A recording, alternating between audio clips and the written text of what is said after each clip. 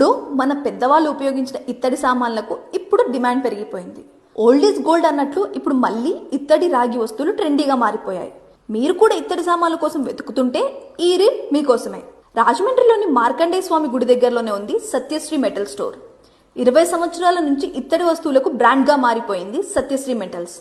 ఇంట్లో పూజకి కావాల్సిన ఇత్తడి కుందులు, గంట, దేవుని విగ్రహాలు, పన్నీర్ బుడ్డి, ఉద్దరిని దగ్గర నుంచి దేవుని ఆలయాల్లో కావాల్సిన మకర తోరణాలు, దేవుని కవచాలు, గంటలు, అష్టహారతులు, ఇత్తడి ధ్వజస్తంభాలు, 12 అంగుళాల నుంచి 3 అడుగుల వరకు దేవుని విగ్రహాలు, పంచలోహ విగ్రహాలు, కిరీటాలు.